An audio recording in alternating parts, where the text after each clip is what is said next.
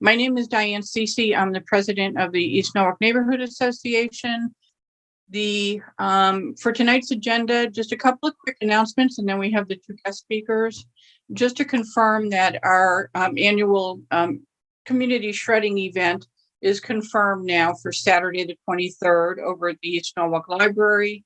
We're still actually coordinating how we're going to do the fees for that program. As many of you might recall, it's not a money maker. It's actually we actually lose money on this event, but we think it's a goodwill event for the community, and certainly during Earth Week. And it is a little bit of time, a few days after tax season, so that may be helpful to people. But we may have a nominal charge for East Norwalk residents this year versus free in the past, and then a higher rate for other people in the Norwalk community that don't live in East Norwalk. But we'll be finalizing those details and posting those soon. And I'll just add too that we really could use another 2 volunteers for this event. It's just a couple hours in the morning on Saturday, actually from 9 to 12. And you can do the full shift, or you can do a half a shift. That would help as well. And then just as a reminder, we did get a notice of a Community Earth Day celebration that will be going on right around the same time. I think it may start at 11 over at the Norwalk Green. We've posted that in our newsletter, and I'll post that again as we get closer. And then we are still pursuing talking to a couple of different venues to be able to meet in person again, either starting with our April meeting or our May meeting. And just to remind folks, we're looking to continue meetings that would be in person, but also with Zoom and also recorded, so that we have kind of a hybrid. And I think that's it on the announcements for now. So tonight we have 2 guest speakers that are joining us. We're really glad to be resuming our guest speaker series. These are some of our most popular events in terms of having folks come in and talk to us about things that are really relevant to East Norwalk. We almost always, our guest speakers are officials from the city of Norwalk and or officials from the state of Connecticut. And usually people from within departments that have the most impact on plans for East Norwalk and our quality of life. So we have 2 guest speakers tonight. The first of which is Laura Kenny. She's a city planner for the Norwalk Planning and Zoning. I apologize, Laura, I did not do a bio for you, which we normally do as your intro. You're welcome to say a couple of words about your background. And Laura is here tonight to speak to us about an ongoing study that's not finalized yet. This is the industrial zones within the waterfront areas. There are some specific parcels to East Norwalk that we really want her to focus on, so that folks understand what might be going on over here. And then for the full plan, that includes lots of other parcels. We can direct you to the city planning website to get more information on that. Hey everybody, thank you for the introduction. My name is Laura Kenny, like Diane said. I'm the senior planner in Norwalk. I started exactly a year ago, so tomorrow will be my 1-year anniversary at the city of Norwalk. Thank you. Before that, I was doing some waterfront work in New York City for about 4 years. And then before that, I received a master's in city planning at Cornell. So I've been a city planner for a little while. Norwalk has been a really great place to learn more about, especially for someone who's interested in the waterfront like me. And I really was able to dive headfirst into it with this industrial waterfront study. So I'm using a presentation that was given previously. So if any of you were at the most recent public meeting, you'll recognize a lot of these slides. But I pulled out some of the ones that aren't as directly pertinent to East Norwalk, and I added just one slide to give some context to people who may be less familiar with the study. So for the For this presentation, just a quick agenda. I'm gonna do an overview of the study, the process, the next steps, share what we've heard so far from previous feedback, because we are pretty far along in it, and then also share some opportunities for you to continue to give feedback before we release a draft of the plan. So this first map I included, this was kind of one of the initial maps that we showed everyone before we really dove into the study, but we thought it might be helpful for any newcomers to the study to see. Here it outlines where this dotted line is. Within the dotted line are parcels that are going to be included in this study. And then outside the dotted line in a lighter blue color, we called these influence areas, with the idea that we recognize that anything that happens within the study area will affect these parcels as well. So we're cognizant of that. And Diane asked me to point out that I think a lot of Norwalkers typically see this map north to south, since it's north to south.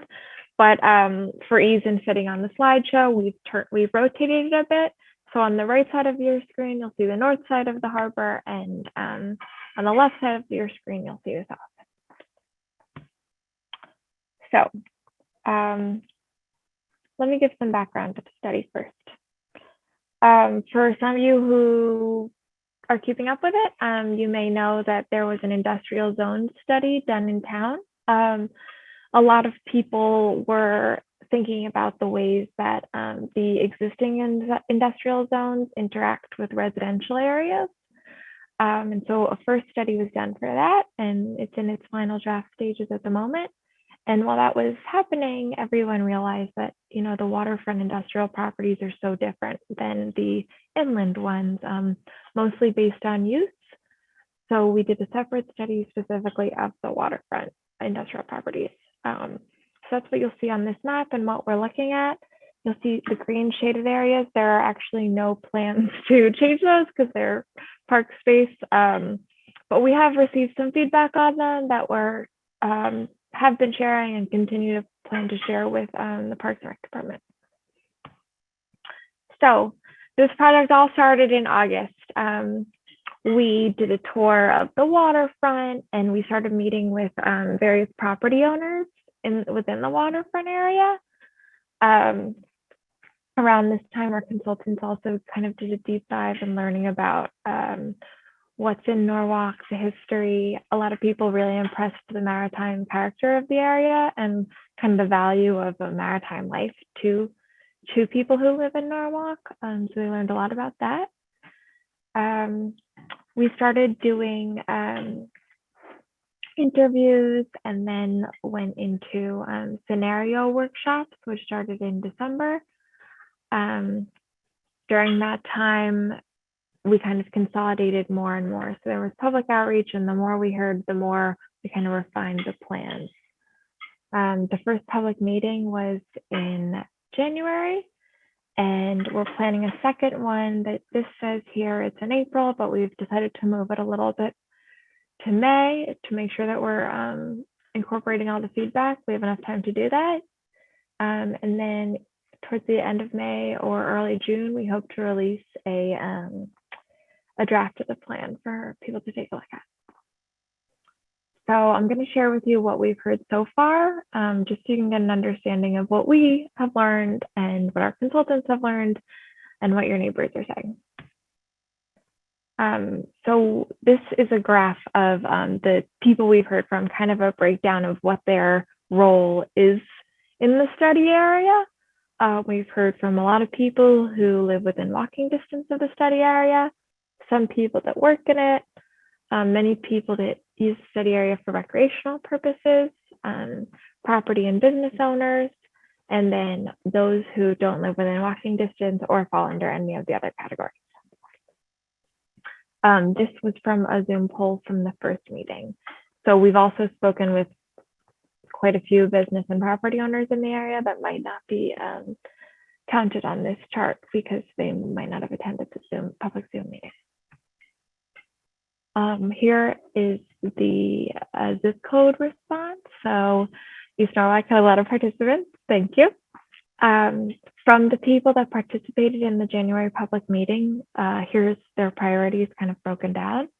So a lot of people want to prioritize water dependent uses, and then a lot of people want to prioritize jobs. And we see people looking at beautification, public funding, and development. During that public meeting, we did several breakout sessions where people could communicate directly with consultants or myself or Steve, my boss, and give comments on the map area. And so this is just kind of an image for you to see that there were a lot of comments, and this is sort of what it looked like, and we'll go into them a little bit more. So something that comes up a lot with industrial zones is the idea of the transition between industrial zones and their neighboring properties. So we asked people, what is the most important thing to you to manage in that? Do you see any tensions or conflicts or things at work? We also talked about scenarios that we thought people might like more or less, or found out if there were any locations where people really didn't like the scenarios that were presented. And in one location in particular, I'll flag for you what is in the scenario in this presentation, but might change based on some feedback we received at that meeting. And then we presented something called the test fit, which shows what buildings might look like on the site. And there were some comments about how certain buildings might block views to water. And a view shed to the water is so important for a place like Norwalk that really wants to create a sense of place off of the water. So we received that comment as well. Other items that came up was the topic of ecological restoration. A lot of people are worried about various contaminated sites on the waterfront. So that is being addressed as the study moves forward. And kind of related to that, capping any sites that need to be. Many people had questions about public access, the boardwalk, the harbor loop, which the redevelopment authority is working on a harbor loop build out plan right now. So if you haven't kept up with that, take a look at it, because I'm sure they'd appreciate any feedback that you have. And then we also heard about concerns about not including enough people. So we've continued our outreach to hope to address that. We've added some in-person participation opportunities, and then this meeting, as well as another more focused group that we're holding with the housing authority tenants. So just trying to hear from more people and make sure everyone's aware of the study. So we broke down the entire study area by smaller areas. And so East Norwalk might be most affected by this East Bank industrial mixed-use transition area, or the mini industrial and Marina district, we're calling it. And then partially by the broader Marina district. While a lot of the focus on public feedback has come from Water Street area, it also includes this area right here. So just be aware of that. So the East Bank industrial mixed use transition. So a lot of you might know this area over by Mill Hill, head to the harbor south. There are some industrial businesses along the water, and it's kind of a mixed area. So we presented a few scenarios to cover this area. This is the current zoning. You can see here, we have the existing zoning here, which I think you're all likely familiar with, which I personally think has resulted in a lot of buildings on East Avenue facing East Avenue, but not necessarily taking advantage of their waterfront. And so we have some industrial businesses right here. There's a big rowing community down here, which I think is something the city might really want to take advantage of. And so one of the scenarios we offered was kind of keeping it pretty industrial. So allowing heavy industrial here, keeping this Mill Hill Park as open space, and then presenting mixed use artisan. So different businesses such as boutique manufacturing, research and development space, artist live workspace, or retail, restaurants, and offices. So sort of similar to what's there now, but kind of opening it up just a little bit to allow for more uses. As I'm sure a lot of you know, the Norwalk zoning code hasn't changed for a long time. So there are new businesses and types of economies that have come in since that time. So this would kind of make room for that while keeping it pretty similar to what it is. There's this idea that removes some of the heavy industrial, because we heard some people are really unhappy with it there, and makes this whole area mixed use industrial or artisan. Something that we also heard in this area is that some people really want to see actually this open space expanded. So that's something that we're trying to incorporate now as a potential suggestion. There are certainly financial limitations to expanding open space, but you know, we can recognize that and maybe present it as an option if it becomes available. We also heard from the Historic Commission that they would like to preserve a view shed from Mill Hill Park here. What they're hopeful for is that it might limit some heights here, so that could play a role into what eventually gets proposed here as well. Laura, I'll just jump in too, because sometimes it's a little bit confusing with the designation for East Norwalk.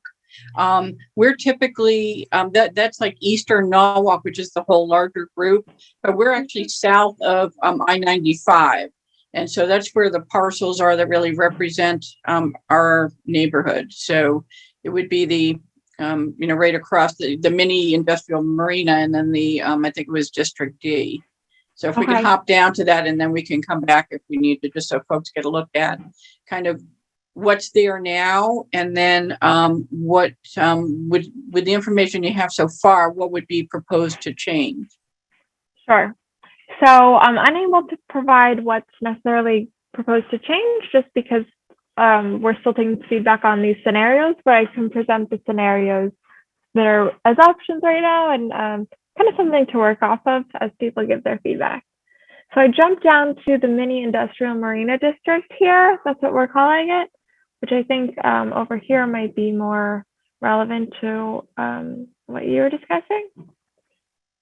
So right now we have Oyster Band Yacht Club and neighborhood business. A little bit of heavy industrial. That's the current zoning. And what we're proposing is keeping it as is, which some people like.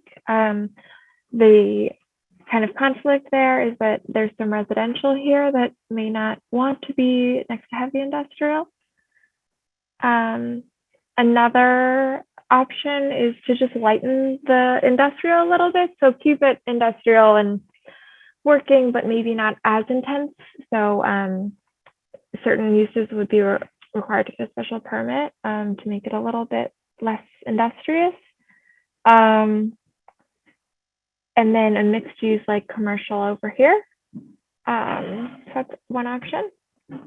And then this other scenario is thinking about light industrial across the whole area. Something to consider is that keeping industry in this area can be really valuable to the economy of Norwalk and the people who have jobs in that type of work. And so it's, as much as a lot of people would like public access in a lot of places or not to live next to these businesses, they also might want to balance that with the job creation of it. So I leave that up to you all, but something to keep in mind. The idea that Norwalk has a lot of industrial properties that aren't elsewhere, and industrial business can be an asset to the city.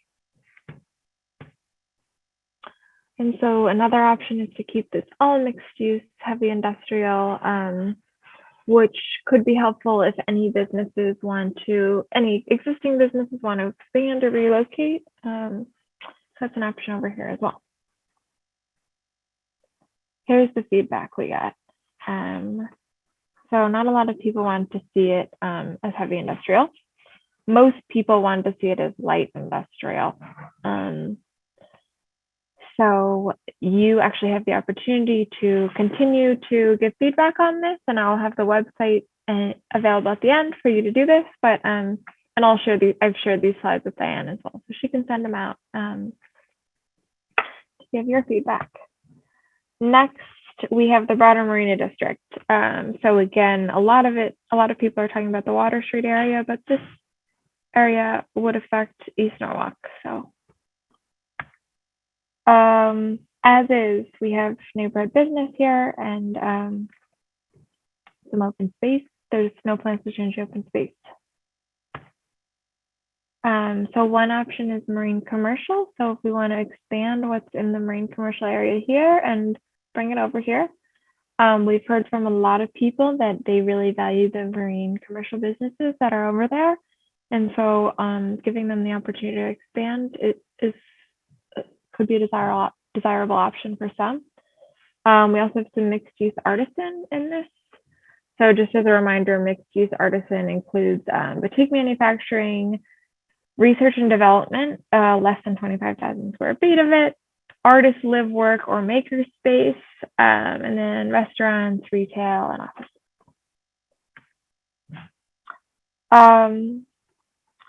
So that's current conditions. So this would keep the scenario 2 would keep the marine commercial here, mixed use artisan, and just change some of what's over on Water Street. So that is talked about a lot of other meetings, so we can kind of focus on this area over here. And then scenario 3 considers heavy industrial over here and public services. That keeps this mixed use artisan. And then scenario 4 considers this as open space and keeps the mixed use artisan here kind of as a buffer zone. What we heard in this area is a lot of people want to see more open space, mutually beneficial transitions, again, more mutually beneficial transitions with more mixed use artisan here. People really care about water dependent uses, as you can tell. Ecology and beautification are another thing that's top of mind. And so remaining public feedback opportunities. This is a map that that's live right now and will be live through the end of March. So I think you have 10 more days to comment on it and give your feedback on, it's sort of a survey of the scenarios that were presented so far. You can give that feedback and let us know what you think. And then for those of you who are less comfortable with virtual participation, we printed out what's on the surveys. We created poster boards of it that are hanging in City Hall right outside the Planning and Zoning office for you to you stick stickers on the areas that you like the most. So it's another way to provide feedback in person. So again, you have 10 more days to do that if that interests you. What's next? This is an older slide, so we've been doing a lot of this. So next, we're going to have a public meeting in May. I think it hasn't been decided yet, where we'll kind of offer more of a draft plan and ideas of based on the feedback that we've received so far. And any questions, you're welcome to email us. There's also this website that has all the materials that we've prepared so far for this study for your review. So if you want to catch up and then email me, you're welcome to do that as well. Thanks, Laura. Appreciate that overview. I think one of the things that's important to people is to be able to look at the materials that you just presented and really understand which parcels these are, because it doesn't really necessarily hone into the parcel. In some areas, it doesn't even really name the street. So we're getting some questions about what business is there now in that location? And what are some examples when you say that the desire is to have light industrial or industrial along the waterfront? So I think it would be helpful for you to mention to the consultants that in the next public realm for the public meeting, or even now, to be able to provide some more detail on the parcels that are included. The ones that you pointed out that are off of 136 before you go over the Straffolino Bridge from our side. So I'm not sure if like what you're looking at there is what we call Constitution Park, like the public land, or if it's beyond like the wastewater treatment over to the public works facility. It's a little confusing with the, with the orientation and not enough detail. And I think I saw one question come up, and I know it'll come up again with a concern about heights, either on this side of the river, the other side of the river, etc. Okay, sure. Yeah, I can definitely let the consultants know. So is your question what's in this area? Right, exactly. And then could there be some images that you or the consultants provide that really zoom in so that we can see, the actual parcels there, and then where you showed the other big chunk of East Norwalk that's designated waterfront industrial, which is the Charles Street one that you started off showing. Whereas I think Charles and Platt and going down to coming up towards St. John's, down to South Smith Street, maybe that whole area. Okay, so more specifics on what's there currently. Right, and to kind of zoom in so that we're seeing, more of what these parcels are, so that we can kind of get a lay of the land and get our bearings there. Sure, I'll let them know that. With regards to height, I don't think they're at a stage yet where they're proposing height. I'm sure that when they do, that'll be a hot topic. So it is something that can come up more as they get there. But I think, yeah, a lot of people have heard that, height is a concern in Norwalk. So they'll be sure to be clear about that. We had a question too on heavy industrial, if there'll be noise restrictions that would be set and then enforced. Sure. So heavy industrial right now is proposed to include heavy manufacturing. So kind of similar to the existing I-1 zones, utilities, and then by special permit, they hope to allow waste management, warehousing and transportation, contractor yards, and commercial recreation. So if someone does not like those uses, it would be good to provide feedback on maybe wanting a lighter use there.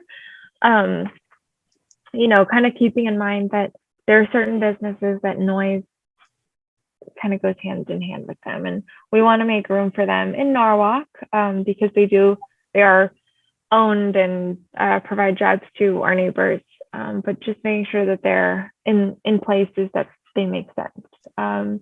So that could be a comment to provide. The heavy industrial may have noise, but if there are certain limits that you might suggest, that's an option. Or if you don't like where it's proposed, definitely let the consultants know.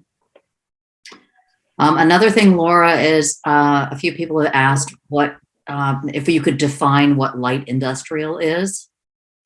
Sure. So we have mixed use light industrial, which is something like light manufacturing, research and development space, warehousing as an accessory use. So not like not any type of Amazon warehouse or anything like that. Commercial services, social services, contractor offices. So not contractor yards, but offices. Other offices, so just the regular old law office, if that's what you want to put there. And then retail and showrooms as an accessory use. So if someone had a woodworking studio, they might be allowed to have that there with a showroom attached to it. In these light industrial areas, by special permit, we might allow artist live workspace and self-storage by special permit. So that's something else to keep in mind. These are also flexible. So if you want to see something else in these areas or see something removed, that could be a good comment to leave also. Or there was a question on, if you know this from here, we may get assistance, but the question was, how does Copp's Island oysters fit on the map based on the different scenarios? Sure. So they're not actually in the study area, so we're not changing anything over where they are. But because of they are such a presence in Norwalk and such a important part of the social fabric and economic fabric of Norwalk, we have had a lot of conversations with them and included them throughout the process. As some of you probably know, anything that happens on land eventually affects the water through runoff. And so we want to make sure that we're not proposing anything that would hurt their business in any way. In a lot of ways, I think we'd really like to encourage its growth. So within the water, we're also thinking about, a lot of people have requested different things in the water. And so we also check with Copp's Island to see, make sure that wouldn't interrupt their business in any way, because in water activities also, can affect them. Okay, and I think we'll take a couple more. We have one, it says in one of the first diagrams in light blue, there was a, whoops, I just went past that there. Hang on a second. There were areas, nearby areas where the residents were close to the zone. Can you describe what those impacts would be in those areas where they abut the residential?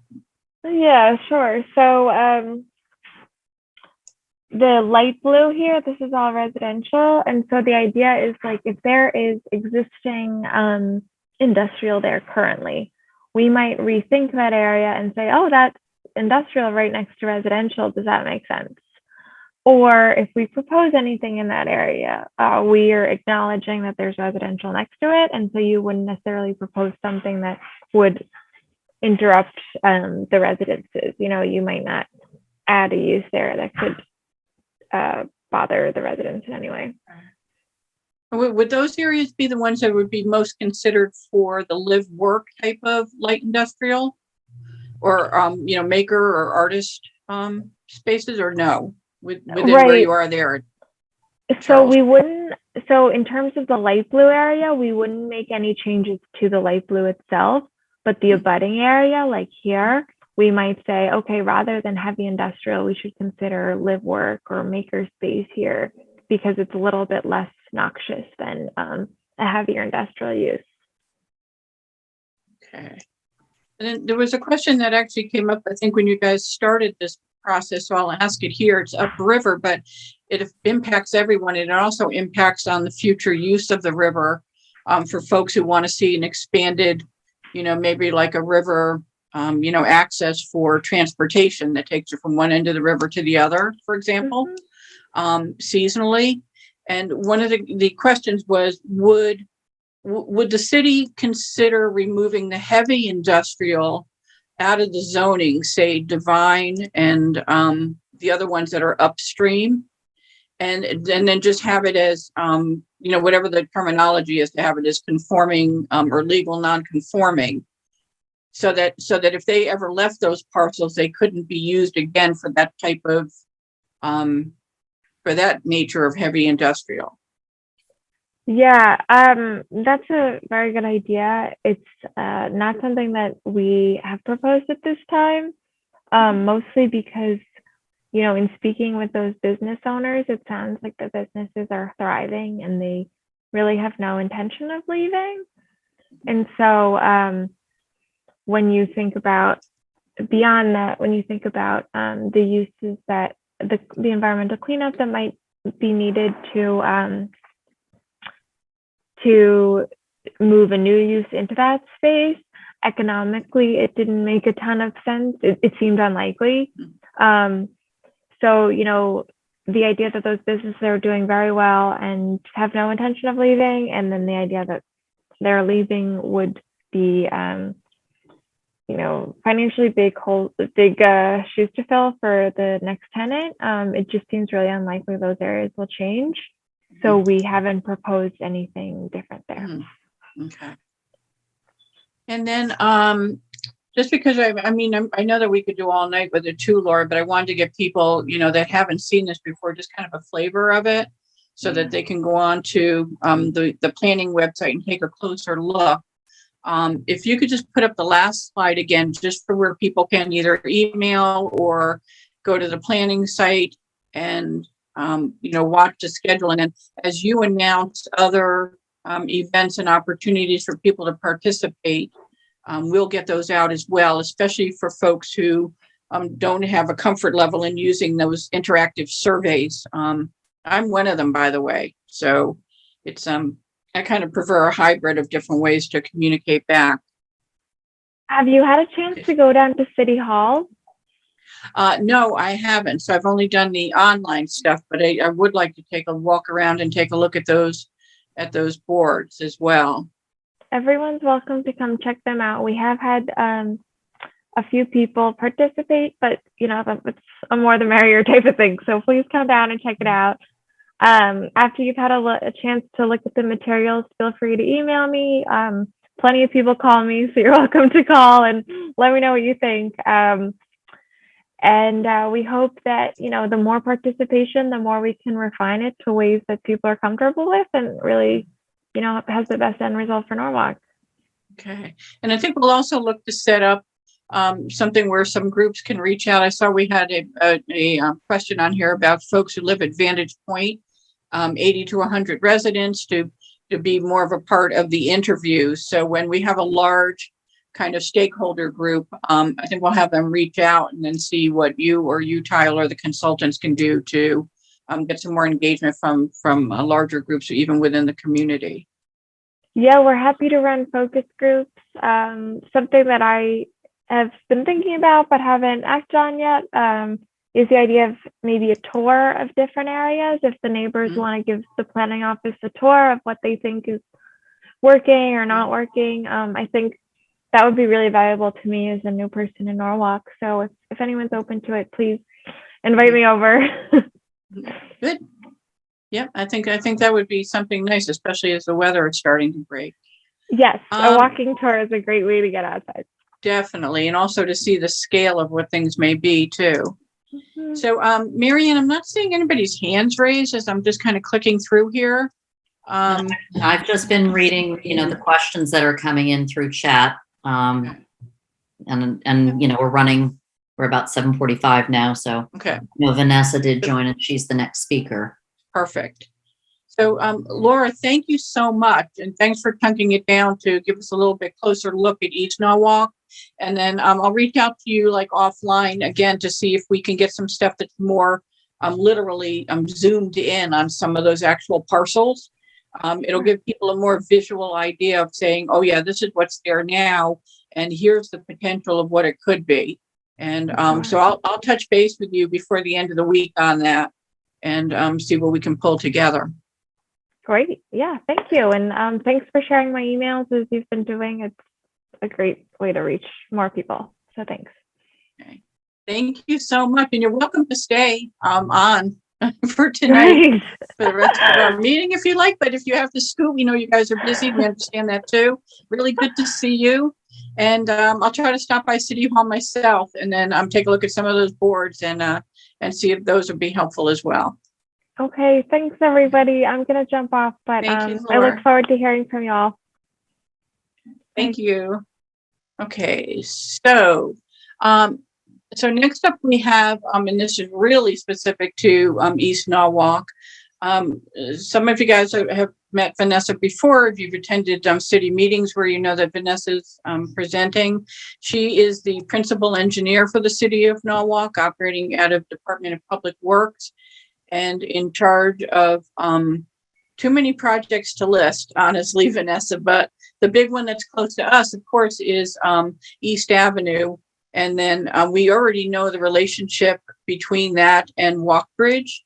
But we wanted to welcome you here tonight and thank you for coming to talk about East Avenue itself. In particular, the project that originally was a standalone project, the East Avenue Improvements Project, which would be redesigning the roadway, that ultimately got combined with the Walk Bridge project. and tied into that for two reasons. One, because of the funding, and two, because of the subsequent lowering and widening of the road. So Vanessa joins us tonight to give us an update. It had occurred to us, Vanessa, that we hadn't had communications from the city in a long, long time on this, even from the time I think you started talking about within the district about doing the undergrounding of the utilities here.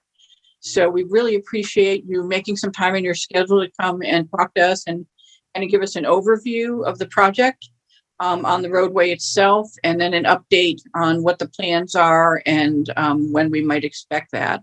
And then also, given the approval of the TOD village zone, how the actual reconstruction project of East Avenue might tie into what developers might be coming with.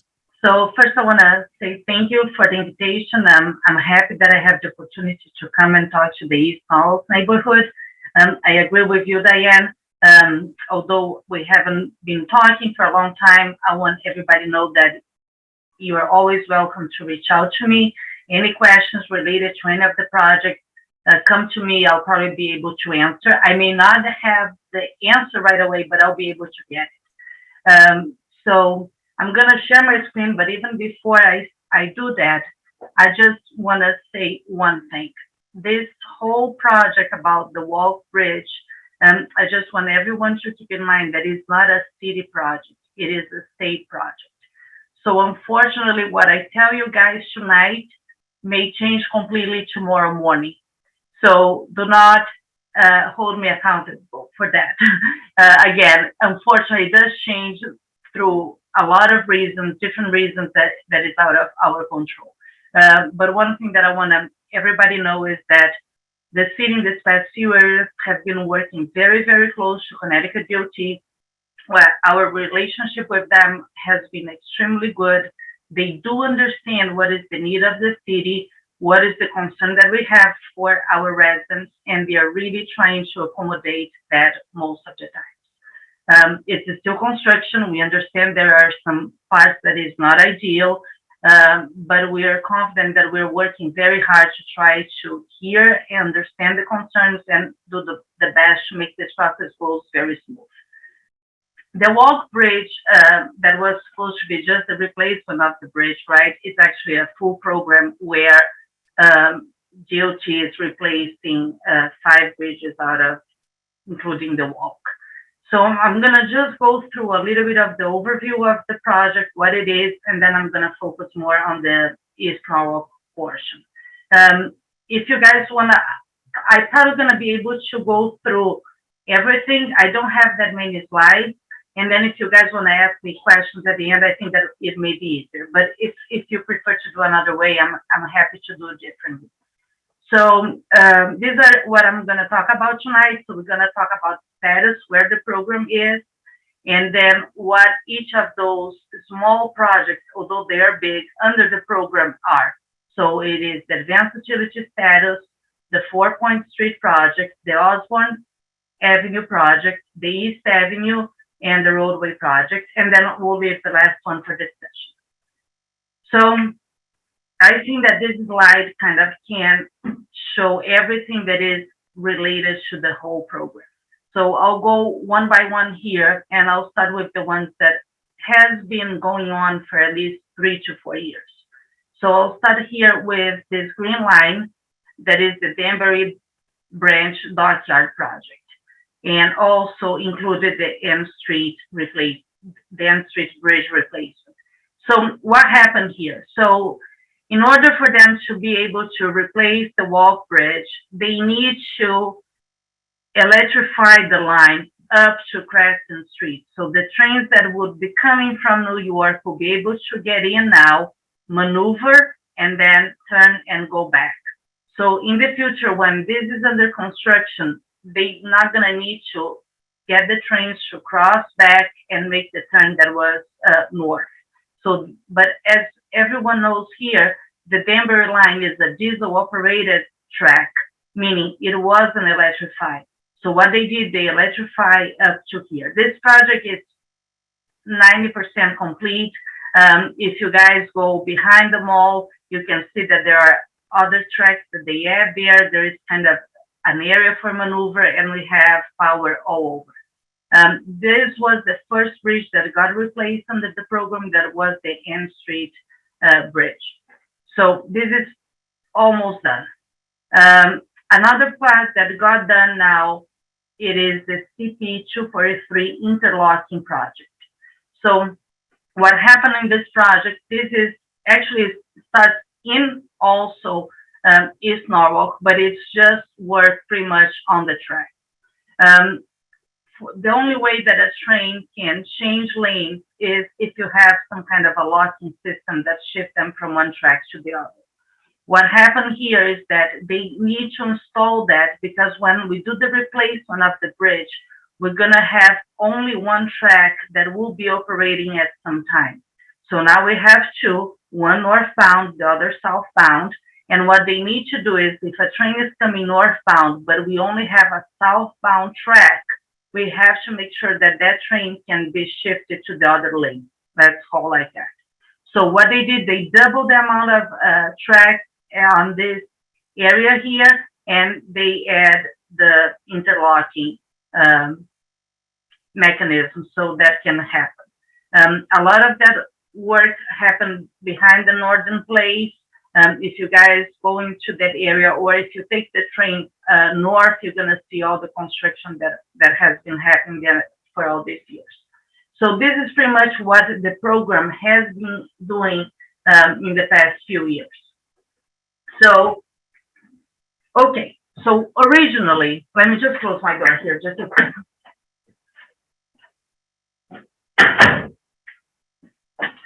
So sorry about that. So how was the program originally scheduled? The original schedule was that the Walk Bridge was going to be replaced.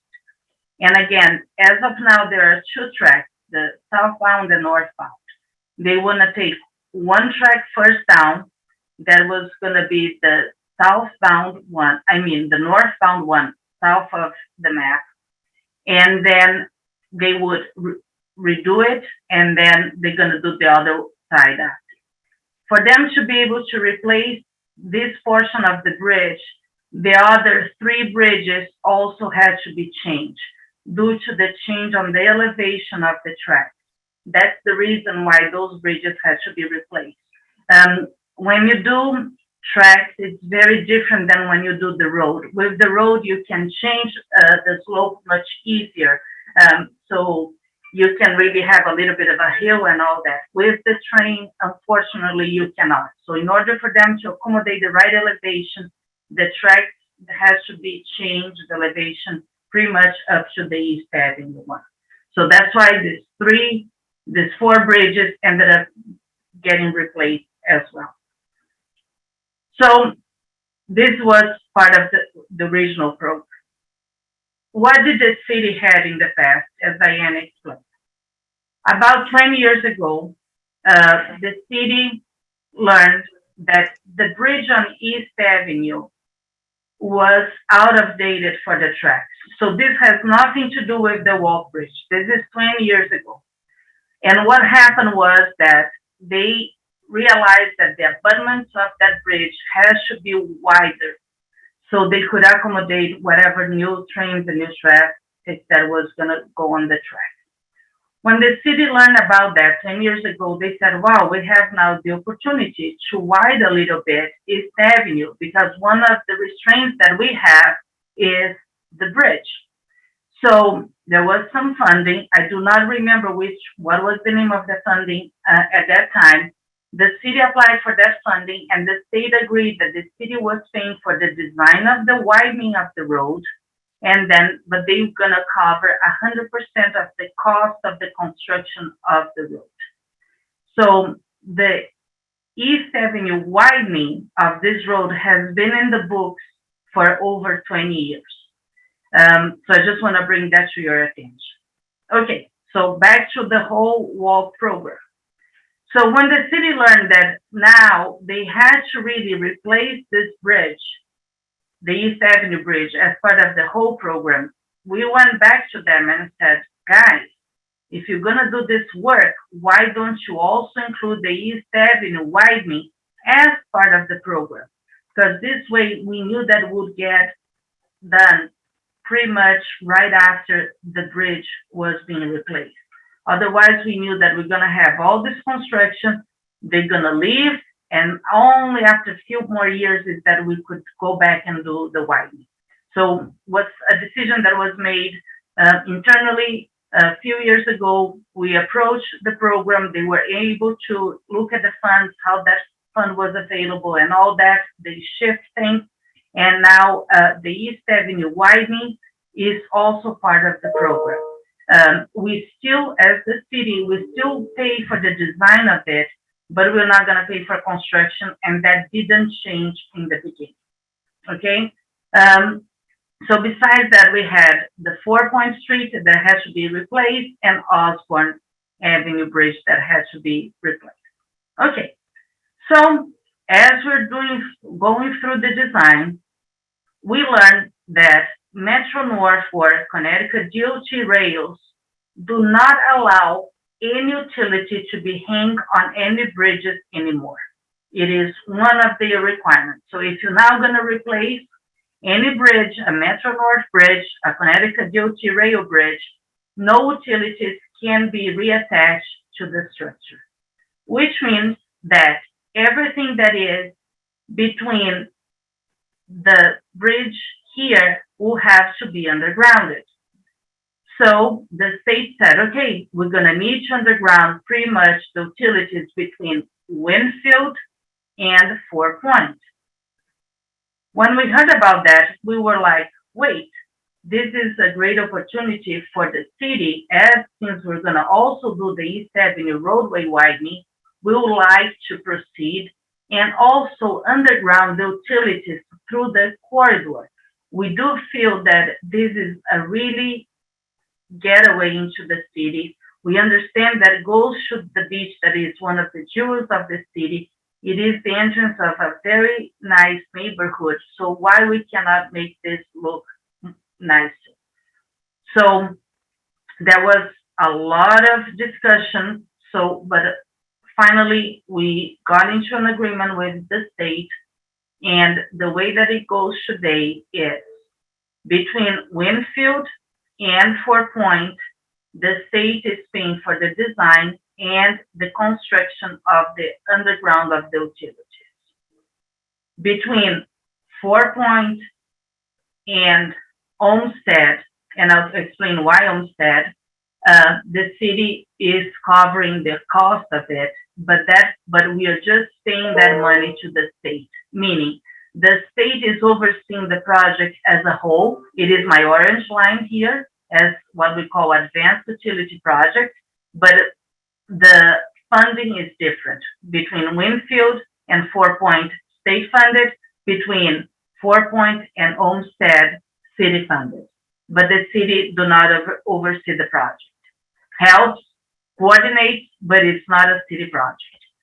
So why we're going through Olmsted? Because if you guys notice here, the widening of the road for East Avenue, the limit is here at Murrow. And why we're adding 2 more blocks up to Olmsted? The reason was due to the utilities. When we meet with every single utility, all of them told me that they could only raise again at Olmsted. It will be extremely hard to raise here. So that's why we ended up having the advanced utility project going pretty much to the corner of Olmsted. Are you guys clear with all the different projects under the program? Vanessa, let me ask a quick question just to clarify, because the original East Avenue project, which predates the Metro North project by 10 or 15 years, was an East Avenue improvement project to improve the road in terms of the lanes from the slalom that we have there, and also to redo curbing and sidewalks, etc. And that it was our understanding that, well, it wasn't our understanding, it's actually a fact that But the state then said, we will, help to fund the East Avenue project, and you have to combine it with the walk bridge work. And that's how the two projects ended up getting combined together, even though the community wanted them separate so that we would have control over East Avenue. And the Olmsted extension, we thought it was because we had lobbied for not having it. For example, if you improve the road with the lanes, with the curbing, with the sidewalks, with lighting, with undergrounding utilities, otherwise you would have had a distinct break from Olmsted down to Myrtle, or at least to Raymond, and you literally have two different streets. Well, So it will, Diane. The truth is, the limits came out as I explained, but we do not know that what will happen is that we're going to have the advanced utilities going up to Olmsted, but as part of this funding, the regional East Avenue roadway improvement project, the limit didn't get expanded, but that doesn't mean that it will not going to get done. This is under the program. So eventually, after we're done with this, the city is going to close the gap of those two blocks. So you're saying right now the improvement project, which is the roadway, the curbing, the sidewalks, the lighting, the buffers, all of that goes into, some of the beautification, but also safety and functionality, was never extended for the whole length? Correct. We are short on two blocks. Let's talk about each one. So again, this shows it's kind of a zoom of the area. What is the East Avenue Advanced Utility Project, right? So again, the green area is Connecticut DOT, meaning they are paying for this portion, the whole project that they are overseeing, and then the yellow one that goes up to Olmsted is the part that the city of Norwalk is financing. So what else we're going to have in this area as part of the advanced utility? We were able to also get a permanent traffic signal installed on 4 Point. That wasn't part of the original package, but we were able to get DOT to include a permanent signal. In the beginning, they wanted to do a temporary at 4 Point on East and East Avenue. We know that that will improve a lot the turning to East Avenue, because we know how hard it is to make that last turn there. And now they are using the construction staging area where is the empty lot that the city was using as commuter lots. Now it's back to them as their staging area. So just to make it clear, south of Winfield, we are not undergrounding the utilities. So the underground of the utilities from Winfield all the way to Olmsted. So this project started last year, 2021, and it's moving forward. It is not an easy project. The main scope of the project is to put the main structures underground in the middle of the road. So eventually we can remove the poles and just keep everything underground. So we are really building the infrastructure there. The drainage itself is very deep, particularly under the bridge. We are relocating the water. There will be new drainage. We are also leaving structure for all the electrical, fiber, and cable. So this project is supposed to finish in 2024. We are trying to make this time a little bit shorter. Sometimes when we allow certain type of closures, we know that sometimes we can gain a week in here, but that's kind of pretty much where we are now. By 2024, we should be totally complete with this project. When I say 2024, it's because we still have to do some part of the service and all that. Next one is the 4 Point Street, where we have the bridge replacement, and also we are realigning that roadway. So that the 4 Point Bridge is originally here. Okay, where is my cursor? And under this project, what happened was they're gonna build a new one, a new 4 Point Bridge, and the Route 136 will be aligned and be right in front of the South Smith street. We do know also that intersection is very hard. There is not very good visibility. So the alignment will improve a lot. That kind of cross here. And on top of that, we're going to add sidewalks in here to improve people to get to the trails. Remember, we have some trails going here, and we know people walk in this area. So this also is part of the project that besides the bridge and the realignment, we do a lot of utility work. Again, every single utility that is attached to the bridge has to come underground. So power is going to go underground here. New drainage underground. We are also changing sewer. Talking about sewer, we are also we have a pump station right in the park. We are also improving our pump station. Some city will share that cost, and we're going to include a force main here, so we don't have to have a very deep new sewer line here. So with a force main, we can go a little bit shallow and get this completed sooner. So this is the plan for 4 Point. Again, when will this start? This bridge can only start when we start the walk bridge. Again, because we need, as soon as we start the walk bridge, we have to start the other bridges at the same time, because we have to start from one side, build the new tracks, 2 new tracks in one side, and then move to the other.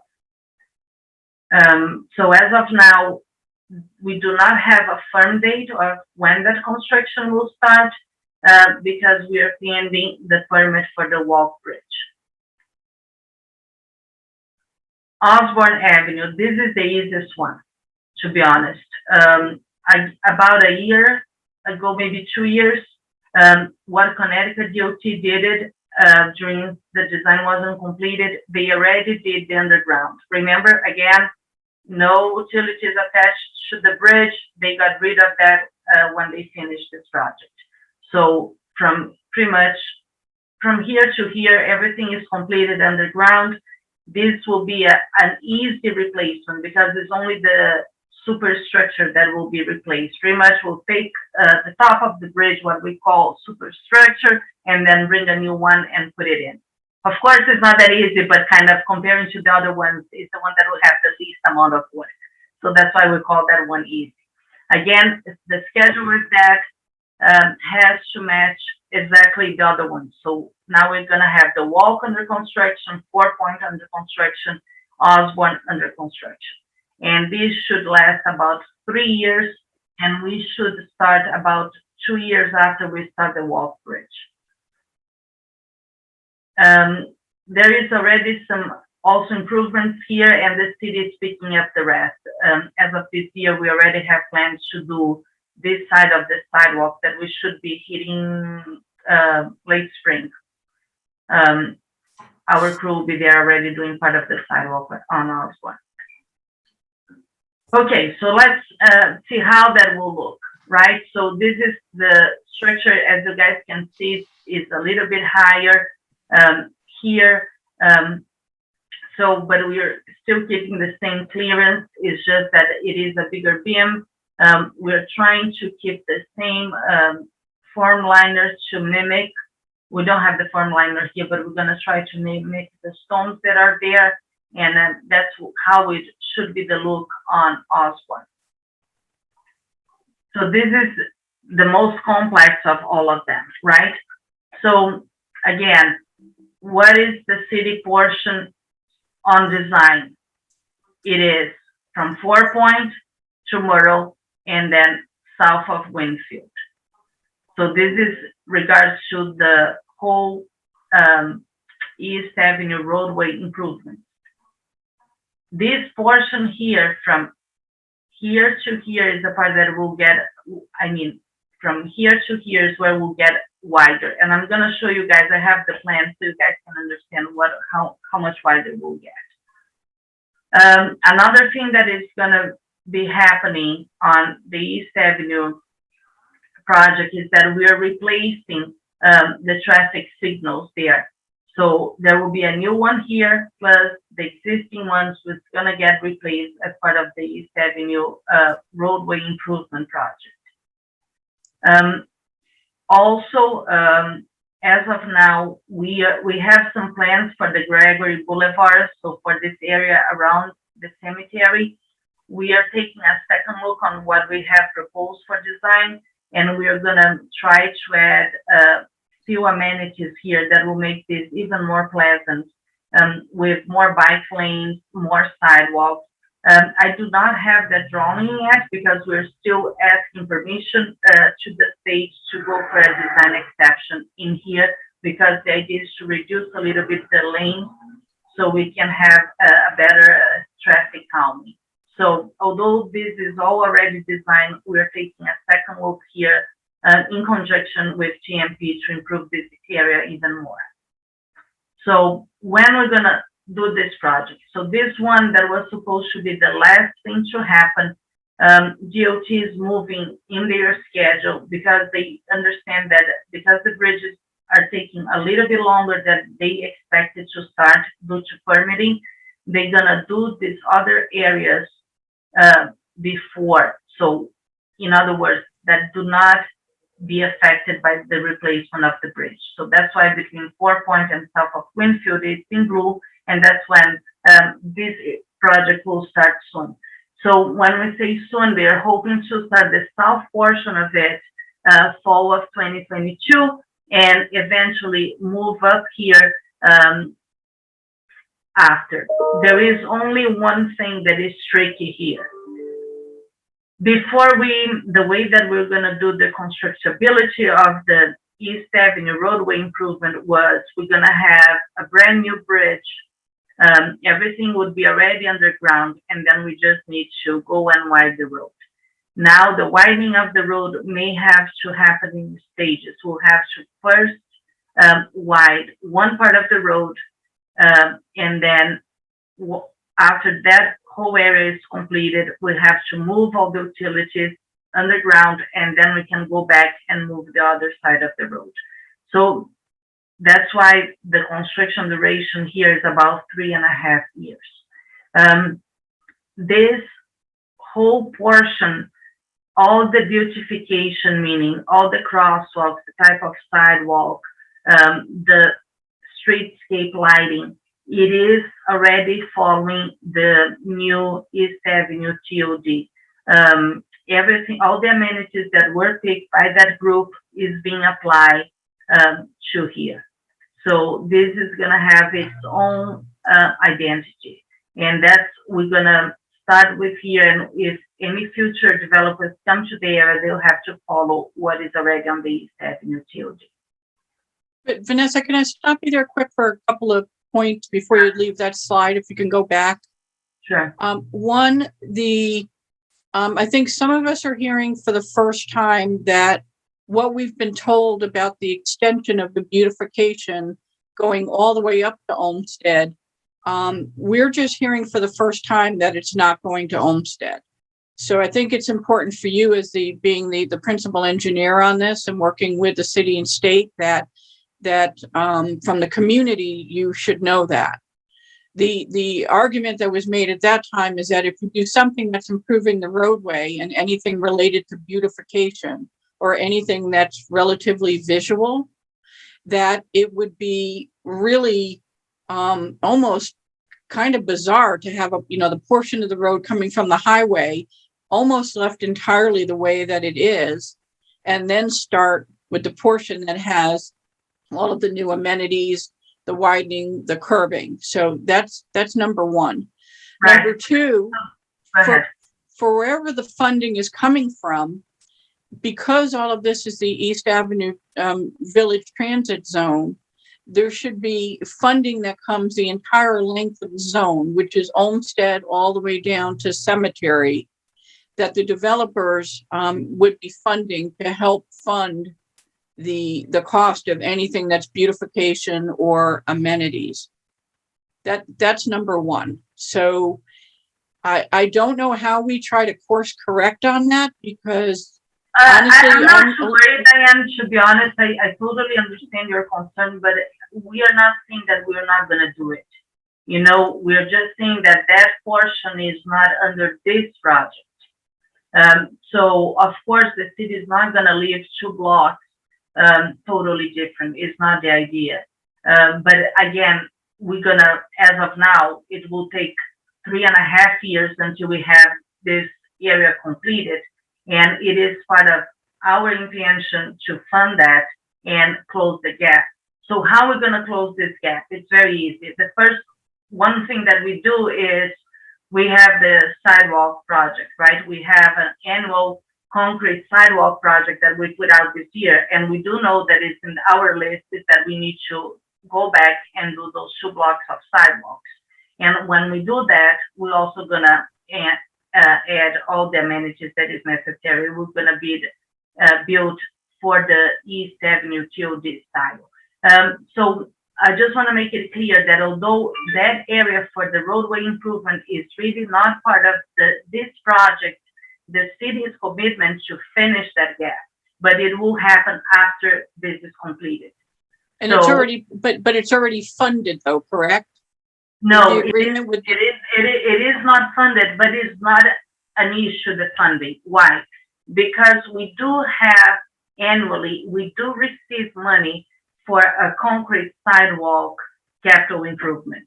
And when it's ready, the priority on that year would be to finish the gap with the sidewalk. Besides that, also, we would add, and you have my word that usually I know what are the projects that we need to finance in the future, right? So East Avenue, if you look at our capital request, we have an item there for new projects for 2 years now, where every year we ask for money to keep working on everything related to East Avenue. So of course, you have the commitment that I'm gonna continue asking for East Avenue capital improvements to continue to be funded. We do know that there is more to do between Myrtle and Olmsted, and we're gonna do it. It's just that it's not part of this. Okay, and then one other part, maybe you can explain why this even started the way that it is, really has to do with the from where you need to start to lower the road to get underneath the railroad bridge for the 14-foot clearance for the tractor trailers, correct? I'll be honest, Diane, this project started over 20 years ago, and I wasn't around, so I don't want to say things that may not be correct. So I really do not know why the limit of the East Avenue roadway improvement project was Myrtle. I do not know that. But I know that we couldn't change the limit of it, otherwise we would jeopardize the funding. And today it's very rare that we have a project that is 100% state funded. That is the case for construction. Usually it is 80-20, 75-25. So we'd rather not take the risk. You know, we would have even finished the advanced utilities there if needed, but we were able to add those other 2 blocks, and the idea is to really improve the whole corridor. So I can tell you for sure that the city doesn't have any intention to leave those 2 blocks not completed. It will be completed with city money as a city project. And before you leave this slide, can you just point out now the where you're showing the relocated driveway of the train station, where it will now align with Fort Point at the light, so people can go straight across. So and you guys gonna see in the next slide what I have. I have a rendering for that. So another thing that we ended up asking, and this is in yellow because it's really not part of the city thing. It's all state design. Remember, everything between Fort Point and Winfield, we don't pay. We get free design and free construction. Beyond those limits, we pay for something, depending on the project. So one thing that we asked them to look at was to realign Fort Point with the driveway for access to the East Avenue train station. And you guys can understand that because the East Avenue train station will get a lot of improvements when that bridge gets replaced as well. So the state now is finalizing the acquisition of this little house that belongs to TTG, and this is the thing that needs to be finalized, and then already the design is completed. So now you're gonna get in and out of the parking lot on this part of the East Avenue with a control traffic light, and it's straight from 4 Point. You guys are gonna be able to see better on this slide. So this is how it is now. Again, the rendering doesn't show everything, okay? So I know there's still a lot of things that is missing, and I'm gonna point it out. So the first thing that you cannot see very well is the traffic light. There is one here, but it's missing all the traffic lights on this area looking southbound and northbound. But there will be here, so it will be a traffic intersection, plus we're gonna have a 4 sidewalk here, all corners. And the other thing that is missing in this design is the elevators. The elevator is gonna be like a private joint that they call TOD, where a private company will build the elevators here. So this is not showing on the rendering because this is not a part of the project. And here, as you can see, now the driveway, you're gonna go straight up and then you're gonna make to the East Avenue train station. Okay, so now we're just talking about the DOT portion of the East Avenue project, which is the bridge replacement and also the East Norwalk Station project, okay?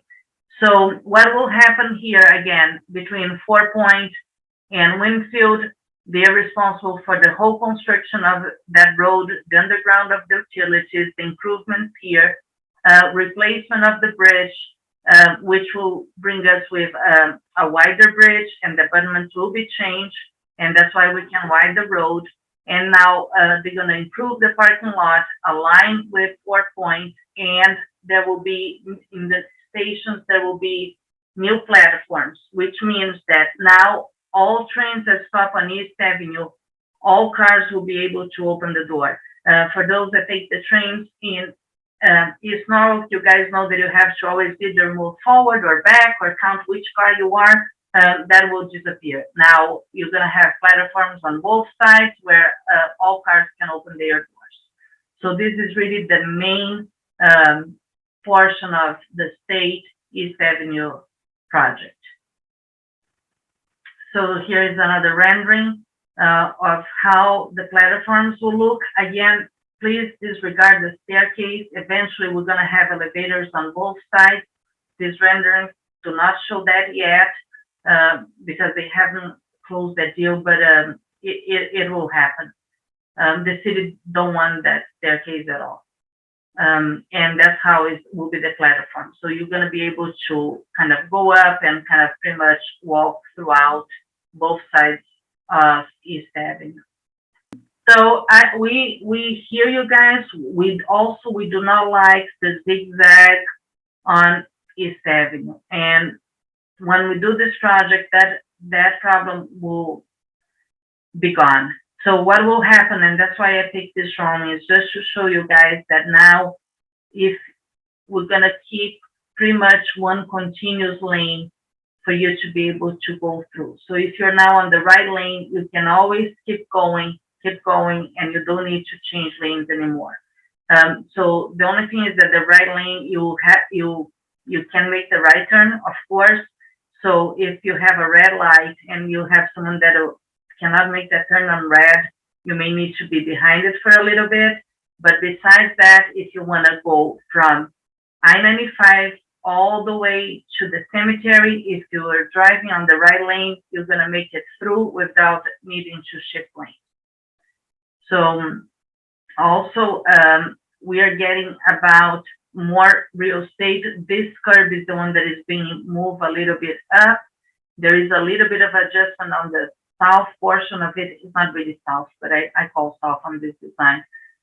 So this also goes in a little bit, but I just want to show you guys that this is how, again, this is just like one of those stage designs. So we don't have a lot of information here. And then we're now we're going to accommodate Cheryl's as of now. We're still open to consider the bike lanes, but the bike lanes is very hard to fit. We have limited asset, real estate between curb to curb. And we believe that we need the priorities to keep the traffic flowing better. But we are trying to see if there are options to at least portion of it have, we'll definitely have shells. We're trying to still consider if we can at least add one bike lane in one side. So we're not very worried about the paving markings because that is the last thing that will go on the ground. So I think that, and I believe that you asked me a question in the beginning about the TOD, Diane. So again, we're building this project based on the TOD standards. So the brick pavers, the type of lighting, the type of crosswalk, the size of the sidewalk will already be reflecting the East Avenue TOD. As of now, we haven't had any developers approaching us about new development in the area, but if they do, as of tomorrow, they already will have to follow the same guidelines. And we have that as part of our city standards under engineering. So usually, if you guys go to the engineering website and the City of Norwalk website, if you go under engineering, we have there all the city standards. So anyone that needs to do any work on the right of way, they have to follow the standards. And we updated our standards last year, I believe. There were a few other versions, but we already included all the East Avenue. We have a whole page for the East Avenue TOD, so it shows exactly the treatment that needs to be applied for the area. Vanessa, while you have that slide up, can you review again with us now what we're looking at in terms of lane widths on the road? And what subsequently happened then with the sidewalks? Because again, the last go around was approved was the to not widen the lanes as much as they wanted to in the original plan, and to take that space to have the wider sidewalks. The 7 foot is unobstructed, or is it 5 feet and buffer and I believe that we have. I have to go back to the detail, Diane, but I don't remember if if we have pavers or is all so it's 7 feet that you can walk on. I just don't remember if we get the pavers at the beginning behind the curb or it's all concrete. It's the only thing that I can remember, but it's not in our detail. Whatever was that the East Avenue TOD decided. But it would be a minimum of 5 foot unobstructed, even if you did the 2 foot. Yes, we consider 7 feet because even with the brick pavers, it's a 7 feet sidewalk.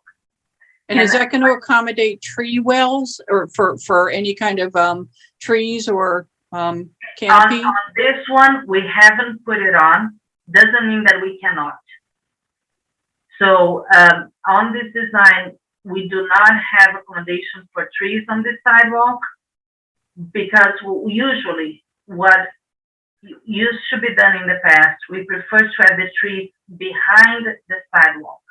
So when a project like this happens, what we do is through the Tree Advisory Committee, TAC, they have some funding that they receive on a yearly basis. And what they do is we say, okay, we just finished this area. We do believe that we can add some trees there. We go there and we approach the property owners on this property and we ask if we can plant a tree there. So we plant the trees and then they have to pretty much take care of the tree. The good thing about putting the trees behind the sidewalk is that we still have the unobstructed sidewalk throughout and we don't have issues with the roots damaging anything. But we are revisiting this concept as the city. Between TMP and DPW, we're seeing should we still keep doing like that, or should we start adding some trees along the sidewalk? So in case that's the route that we're going to do it, we're going to go back and add the trees here. As of now, the idea of the trees will be behind the sidewalk. And with the addition of the Fitch Street, the Fort Point Street light, There were two issues with that in the past, so I don't know if they've been kind of engineered here now. One was the clearance going northbound on East Avenue, whether or not there would be enough sight line for a car coming, northbound. That would be, they go relatively We're not quickly, gonna as have you any know. issues after we widen the road. Remember that we're pulling the curb, so we can make the turn is fine everywhere, no issues at this corner. Right. So someone coming from the beach area, as they're approaching the railroad bridge, they would see that red light in time to be able to stop. Yes, and there will be also a dedicated left lane to 4 points now. Okay. And then the other topic that came up that went back and forth with you guys was if you put in the light at 4 Point was originally supposed to be temporary, and then it got changed to permanent. When Correct. you changed it to permanent, they were still talking about taking out the light at Myrtle so that we could reduce even with improved timing, we could reduce the amount of lights. Is that been No, they're decided? still gonna stay. What happened is that we have to go through a lot of traffic analysis, and there are some areas where we have to see if they are not too close, and they are just adding this one, but they are not removing anything else. They are just upgrading the ones that we have, so the 3 of them will be synchronized. Okay, and I think Karen has your hand Yeah. raised. Yeah, Okay. my question actually is unrelated to these bridges, but while we're talking about bridges, what's going on with Strawberry Hill Bridge? So Strawberry Hill Bridge is another state project. It's not part of the Walk Bridge program. It's actually even a different district that is doing that project, because the Walk Bridge program became so big that they created a brand new district within the Connecticut DOT. So the Strawberry Bridge is, you guys may remember that there was that accident and the fire a few years ago on I-95. So the structure of the bridge was compromised and they have to replace. So that's what is happening now. The problem is that with COVID, with all the delay with the material and all that, that project has been delayed. It was supposed to be finished before we even start East Avenue. So our office work extremely hard every week to make sure that we do not lock East Avenue, so we cannot have both projects kind of closing lanes and all that at the same time. As of now, I believe that the final date is November of next year for the Strawberry Hill to be finished. Yes, thank you. And Karen, actually, I just wrote this weekend to the project head from DOT, Andy Fessenmeyer, to give us an update. And late this afternoon, he sent me a detail on it. So I'm glad you asked that, because I'm actually going to post it in an email so everyone can read for themselves what he sent us. And Vanessa's right now. So the timeline of completion in 2020 now is moved out to it's November of 2023. And he has an explanation in there for what some of the delays are. So I will post that in an email so everyone can read it kind of verbatim instead of me trying to pick it apart there. But thanks, we got a lot of questions on that, and it's a really super and also delay. our office, our goal is, again, we do know that construction brings a lot of disruption. So, but at the same time, my philosophy is that sometimes let's pull the Band-Aid quick. And if there is a chance, if they can show me that we're going to save more time on the overall of the project, I may allow some closures to make them get to another stage very quick. So independently, I've been talking to the Strawberry Hill project team to see if they're asking if they are allowed to do a couple of closures so they can get to another stage and skip one. And if they show me that they're going to really save time, I may allow that. My only restriction is that I don't want to have work on East Avenue, closure on East Avenue under the bridge and also on Strawberry Hill. So again, we do know everything that has been happening here in the city. Our goal is to make sure that we know also that the traffic on East Avenue is not the easiest. It has been better due to COVID, we know that, but hopefully we're going to get back to normal soon. And the goal is to make everybody be able to get to place A and B as soon as possible, but also trying to get them out of here so we can have East Norwalk with all completed in the way that we want it as soon as possible. Thank you.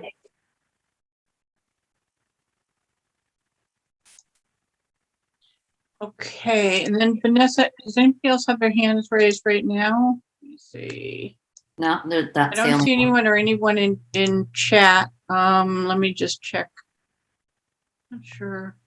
Ron Conley, if you're still on, I think you had a comment about the change, the improvement with the slalom lanes. Yeah, You just, wanna oh, unmute sorry, and it was jump- just responding to Carol there. He's essentially saying that it's what is going to happen will improve everything. Yeah, Okay. So Ron, I also do not like that swallow. I never did, and it's even when my kids drive on East Avenue, they come home and remind me that it's very bad that they have to shift lanes. So we work very hard to try to keep it one lane, so straight all the way through. As of now, it's the right lane going to the beach. And then we have another question from El Cano, is it? Yes, hi, this is Luis Cano. Oh, hi, Louise. Mhm. My question is about the system used for the crossing at Winfield and East Avenue. It is a buzzer that's currently used now, and it is ignored by every single driver.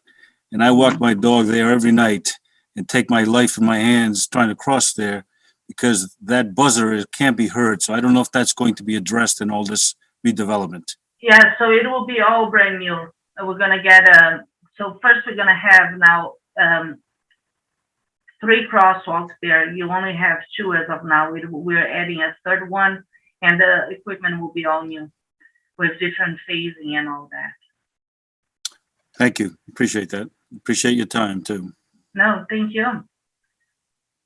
Vanessa, what's the best way for people to communicate back to you or to be able to go onto the city website and see what you just shown us there?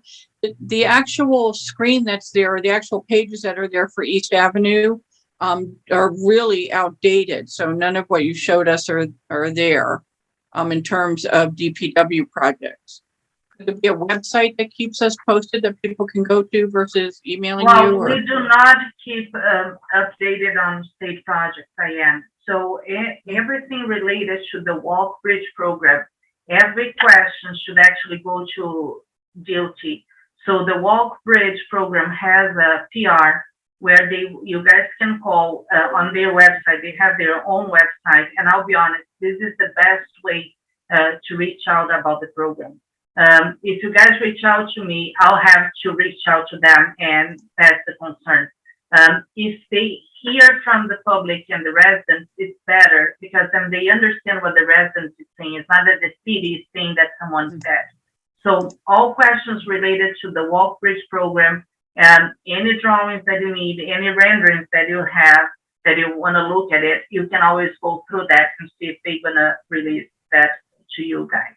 Perfect. Okay. Yep. And that's what we refer people there now. I was just more focused on the East Avenue portion. That's that we're more concerned with now, given the new TOD zone. But the so we'll TOD refer people zone to is under zoning. So unfortunately, you'll have to go back to planning and zoning, and then they will be able to do that. The only thing that I have on my website is a very boring design with our drawings, where it shows the details. I think that for the engineers, they will appreciate, but for the regular people, they will probably gonna look at that and may say, okay, this is not really much fun because we don't have renderings, nothing like that. It's pretty much for the developers or someone that needs to build something in that area will refer to that so they can use our details. So that's what it is. That one is under engineering. I believe that if you go under the tab permit, you scroll all the way down and you're gonna find city standards there. thank you. And then I'm sure folks, if you go to the Walk Bridge folks and you're asking questions there, if it's something more relevant to the city, they'll redirect over to Vanessa and get you an answer on that. And they're really responsive and they're very helpful.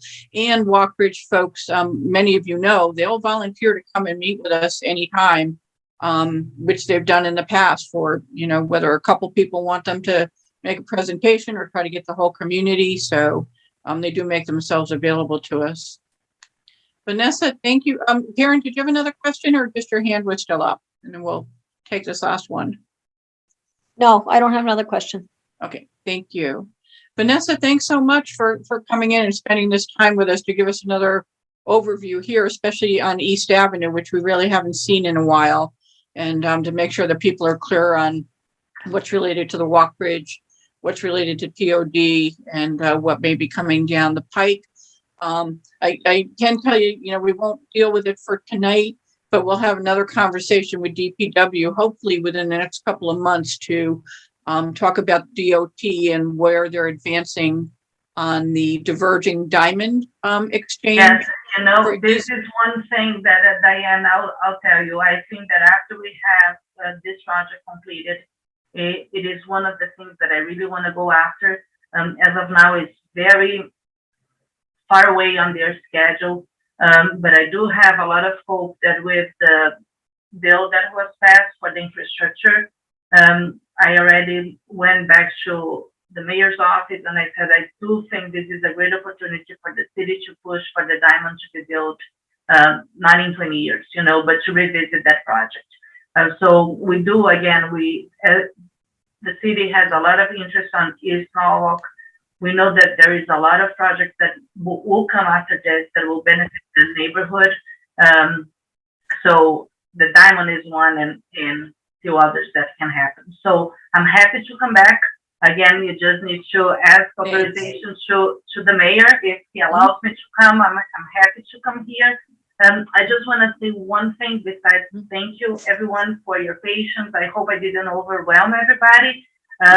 I'm always at my office every single day. I do receive close to 200 emails a day. So sometimes it's hard for me. I may miss yours, but reach out again, leave me a message, leave a message with the admin here. I'll get back to you.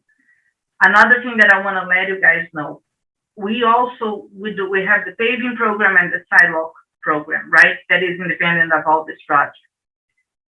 We sit down and we look everything that is happening in a certain neighborhood, and we know that we have to do some areas in East Norwalk, but some of the things is not going to get done because we know that these projects are going to affect those areas. So if you're not seeing one particular street that we know that needs to be paved, is not paved yet, it's probably because there is another project coming first. So if there are questions, feel free to reach out. Sometimes can be things like the gas company is replacing their main line a year from now, and that's why maybe we're holding on the paving on a certain street. But as of now, the commitment for us for this year is we're doing the Osborne sidewalk and all the way down to Cottage. We have the crew already mobilizing the area. We're going to do some work on maybe close to Pasture Beach. If we get to that area, there is a couple of streets that we still need to do some work there. And after that, we're going to follow with paving. So I just want you guys know that we do have a plan. We are just trying to see how the big projects go first, and then we're going to come after and close the gap. Okay, a couple more quick things. The diverging diamond, we got a question on. I'll go ahead and post more on that and some of the links. It's a little bit more complicated than a couple-minute answer. We haven't seen anything for many years. So right, it hasn't approached nothing. I unfortunately, nothing has come yet. We're just gonna try to see if we can get some traction on that project eventually. Okay, and just so you know, Vanessa, just so that we're upfront with this, when we originally had a meeting on it 2 years ago, just the pulse of the community overwhelmingly opposed to that project, which the state is aware of because we also met with them. Can you tell us quick about what's planned for Cemetery Street and Gregory, where you showed that there were already improvements? Yes, we're trying to reduce the lanes from 11 to 10.5 and improve even more the sidewalks there and add a bike lane. So to be able to really get a bike lane in there, we need to take a little bit of the lane. Because it is an arterial lane and it's part of 136, we cannot do that unless if we go for a design exception with Connecticut DOT. Okay. That would be another good opportunity for the developer there at Cemetery Street to help to fund some of the things that might not be covered in the traditional contract. So this would be under the East Avenue roadway improvement, most of it. So we would get it built. It's just that we want to try to see if we can do it this quick and make it a little bit narrow the lane and be able to add a bike lane there. right, We're in the process of that. So, again, don't quote me on that. Right. We just started this conversation. We do not know if it will be allowed because No it's worries. not it's a state road. That's why. Okay. So thank you so much, Vanessa. It was good to see you. Thank you for joining us. And, we'll hope to have you back again, maybe at some significant milestones. And in the meantime, as things come up, we'll just shoot you questions over there and we can get them out to the ENNA group, just via email and keep people informed on it. Thank you so Okay. much. No, thank you. Have a good night, everyone.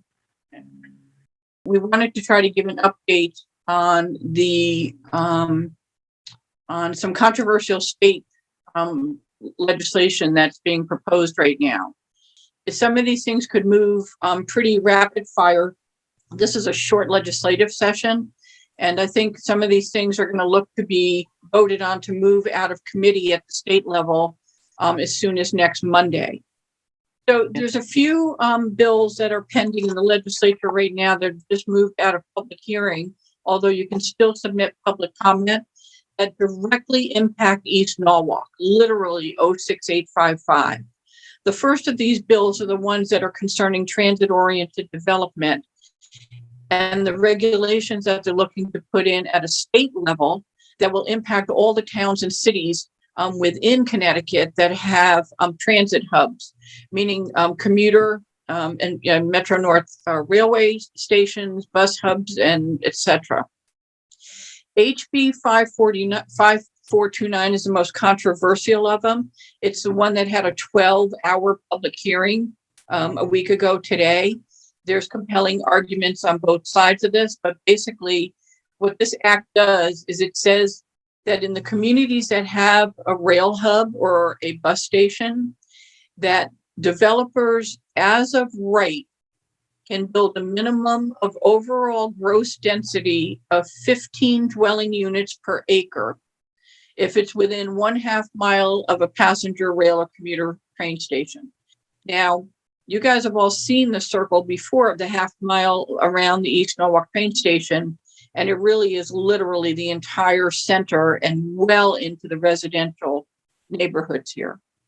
Gross density at 15 dwelling units per acre also equates to the math that allows for 6 to 7 units per 1/2 acre. The important thing here to take away is the words "as of right." You may recall when the East Avenue Transit Village Zone was passed, one of the things that we made sure would be in there would be within our zoning code, that it would require any developer with a large scale development over 2.5 stories, and depending on the density, that they would have to apply via a special permit. And with a special permit, there's 11 different conditions that the Zoning and Planning Commission have to consider when they decide whether or not to grant that approval. But more importantly, any special permit requires that the city hold a public hearing so that the public can be heard on that particular application. HB 5429 actually removes this entirely from the entire area, a 1/2 mile radius around. So any developer as of right, could come in and do developments of this size within these locations. The other thing that's a big change, as you'll know in our current zoning, is that these developments would only have to have, that our requirements couldn't exceed requiring one parking spot for any studio or one bedroom dwelling unit. Right now, if they come in today, they have to have 1.3 parking spaces per a one bedroom dwelling unit. So it also dwindles the on-site parking. The premise there being that most people aren't going to own a car. There are a number of lands around train stations that are exempt from the requirement, but it's mostly roadways, railways, wetlands, water courses, things where the topography doesn't allow for building, things that may have may need remediation for contamination, etc. The important thing here to note is that the proponents of this bill contend that this leaves approximately 25% of the land around most of the commuter railways. But the fact of the matter is that it leaves 100% of the buildable land eligible under this program. So every parcel that's considered buildable, meaning not exempt, means that 100% of those parcels would be buildable. In addition to removing the special permit and going as of right and removing the public hearings from us, it also says that the city must render a decision within 65 days of the receipt of an application. And so I think you guys already know how rapid fire that is, and there's really no opportunity for the community to react to that. Doesn't even matter. They do it anyway. And they cannot deny a land use application, including any site plan, special permit, or exception on the basis of a district's character. And you may recall this conversation from last year was very, very controversial language here to say that a city that has districts that are defined by its character really was a means of being able to say that that they wanted to exclude certain, socioeconomic development in that area. But it does mean that you can't use a district's character as a basis for denying an application. So essentially, it erodes the local municipalities' current zoning regulations, and it essentially blocks the public from having any input to what would now be an as-of-right development. Okay, any questions on HB 5429? Oh, there's another component of that too, as well. In the TOD zone in East Norwalk, not only would those larger developments require a special permit and a public hearing, you may recall that the way we developed that zone was to be able to require that the ground floor actually be an activated use, something like retail or services or restaurants, etc. Under HB 5429, you cannot require ground use activation, and the goal there would be that 100% of the structure in the development would be development as housing, which would actually be apartments, actually. So what choice do we have with this? What can we say or do or counteroffer or? Mm-hmm. So there's a couple of things. The first thing is if you're concerned about it and you're opposed to it the way that it's written, it's important to get written testimony in to our legislators and to our local folks as well. Well, first of all, the whole goal of this is try to increase and address a serious issue in Connecticut, which is affordable housing.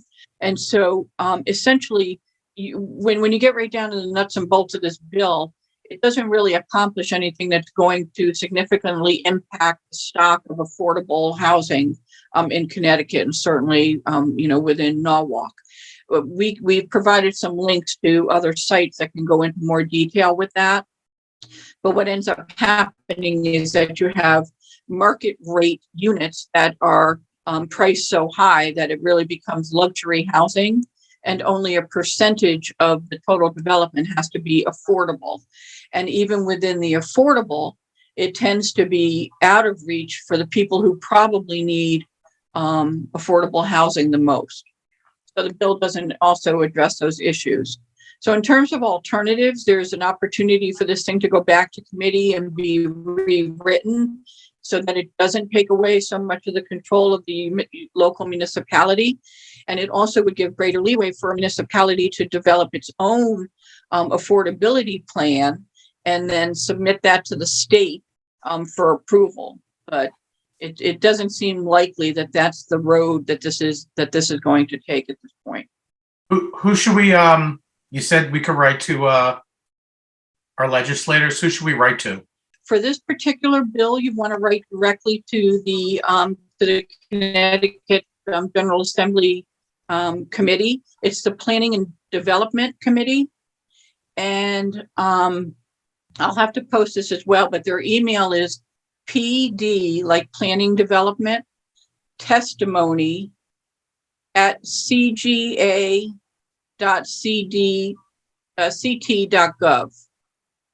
And I'll post that again, and I'll resend the email for people who just signed up. And then you'll also, I also recommend that people keep our local people informed, which would be John Kites and Jen McMurray from the Common Council, and also Mayor Harry Rilling. And in addition to the committee, you can also write to the legislature, which is our own representatives, which are Chris Perrone. And then a portion of the side of East Norwalk is also Stephanie Thomas. And then on the Senate side is Senator Bob Duff. And all of their emails are in my email. I'll resend that to you. Or I'll repost it. Do we have a sense how they view this bill? By any chance? I would say, I mean, this is a bill that's backed by the majority in the legislature on the Democratic side. We don't have a position yet from Chris Perrone. Bob Duff supports this and has issued a rationale sheet on all the reasons why he supports this. Representative Stephanie Thomas does not support it, but she does not support it as written because it doesn't attain, just actually what I was just talking about, it doesn't attain the goals of affordable housing, and it does nothing to address the issue of the lack of low-income housing or public housing. And in fact, it could have detrimental, consequences otherwise.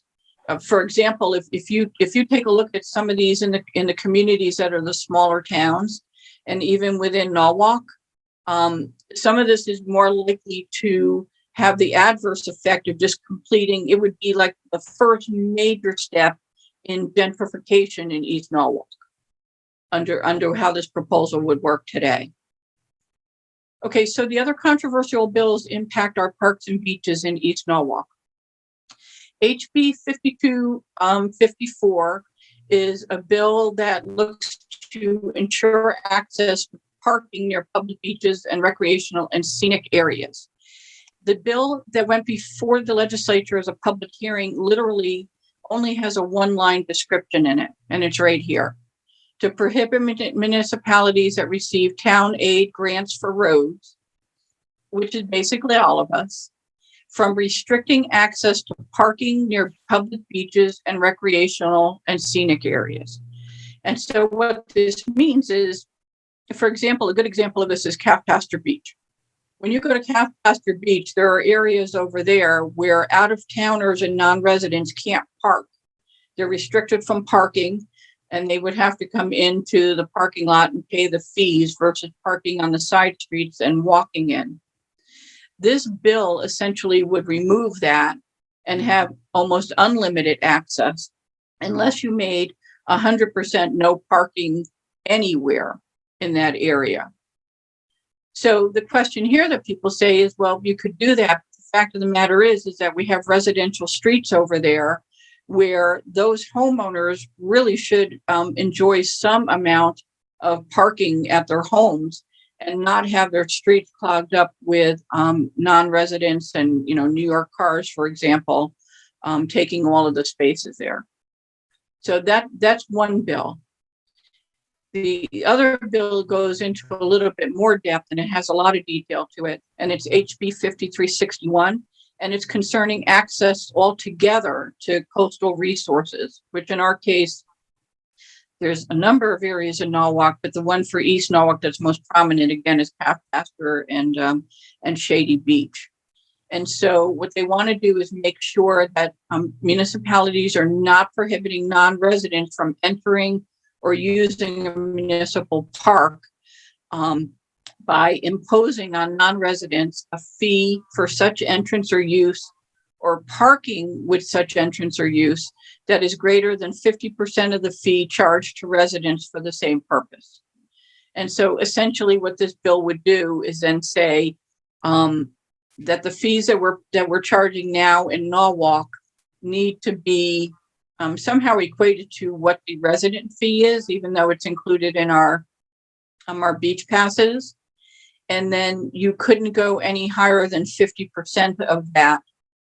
And in many of these communities, probably including Norwalk, it means that you would literally have non-resident access that's almost unlimited.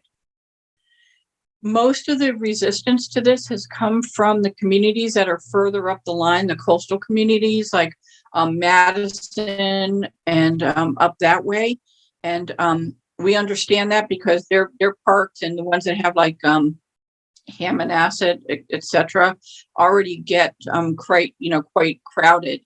And, even with Connecticut residents. So we definitely understand that, for the parks that are within their own community, they're paying 100% of the upkeep and the residents are, but yet you would have people, parking and using these beaches that don't pay local taxes.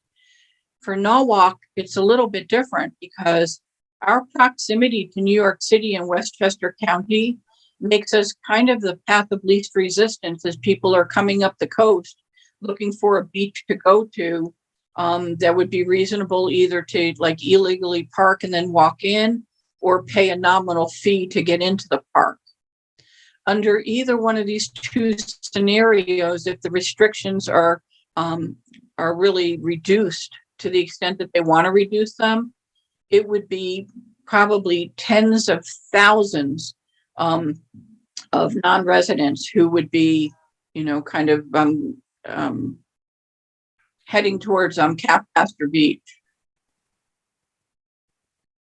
So that's kind of the high level of these. What I did in our email from Sunday, I think it was Saturday or Sunday, I actually provided the link to all three of these bills so you can actually go and read the text of them, and you can get all the detail in there.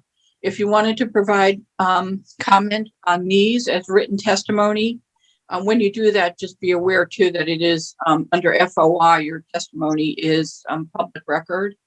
Then for this one, you would write to the Transportation Committee's testimony, which is TRA, like transportation testimony, and then at CT or cga.ct.gov.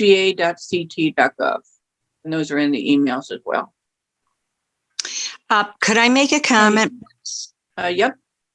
Okay. If you research Cat Pasture Beach, Shady Beach, and Taylor Farm for that matter, it reads that all of those are city-owned, operated, and maintained by the city of Norwalk.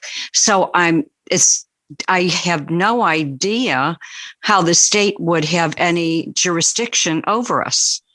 Okay, that's a great question. So when we say city owned and operated, it's actually the parcel that you're talking about that's really like parking and the beach area. But by law in Connecticut, any coastal waterway, the public has a right to access it It has to do with the high water mark and the low water mark with tide, how it works. But you can't restrict access to any beach or coastal waterway in Connecticut. So meaning people, any amount of people can walk into Cap Pastor Beach. The issue is whether or not we can restrict parking. And right now we're able to do that because we do own the, the parking lot and the land. Yes. there. Yeah. So Okay. that's, that's really the way it goes, is that people can vote. Well, I was going to say our neighboring beach, Campo Beach, Westport, they're doing the same thing. So are you saying that this law would apply to them too? And if so, I mean, on Campo Road, where there are homes directly across from the sound, they're beautiful. Right now, parking is prohibited. Would that not be allowed through this bill? Right. So I think part of what happens here is that you would say, as long as you prohibited parking to everyone and you had 100% no parking, then I think that would comply. But if you had signs that said no beach parking or no, or if you said resident parking only, then under these bills, you would be restricted from doing that. And I could tell you that Westport and Fairfield and Greenwich are three of the communities, in addition to the ones along the coast beyond New Haven, that have really stepped up to the plate to push back on these. I think it's Fairfield that has like 2,000 signatures on a petition right now. So honestly, I'm sorry, I don't mean to interrupt, but I'm certain if you set out a petition, we'd all sign up for it because it's outrageous. It's such an overreach. It makes no sense if the cost is mainly bared by Norwalk residents to maintain it. Then why should the state of Connecticut dictate? I mean, all along the coast, it's pretty much the same way. As a resident, like you said, our payment comes out of our real estate taxes. But, and then for an out-of-state or whatever, of course, they're going to pay an additional fee, especially in light of the fact that we have a state park, beach, Sherwood Island, exit 18. So folks have plenty of access to that. I can't imagine why they would want to ruin our local beaches. It makes no sense to me whatsoever. And you're right, it would bring in outrageous amount of traffic from New York that were that close. I think that's the issue. I don't think people here have a concern of, there's going to be, 5,000 people coming from Wilton every morning. I mean, that's not the concern. Well, part of I do want to add, though, is that what we're trying to address in the inequities and fees is, for example, people who are landlocked, the Connecticut towns, we do have to make available seasonal passes to those communities, to their residents.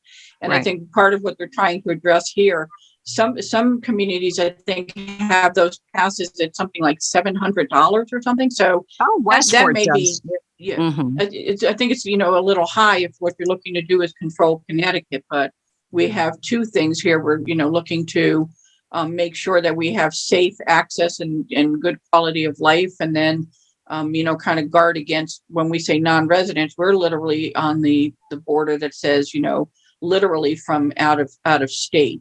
The other issue here too that we raised the first time around, especially for Cap Pastor Beach, is that if there were cars clogging the couple of side roads there, and I think they had this instance in the past before the mayor looked to remedy parking there, you create a hazard where emergency vehicles can't get through.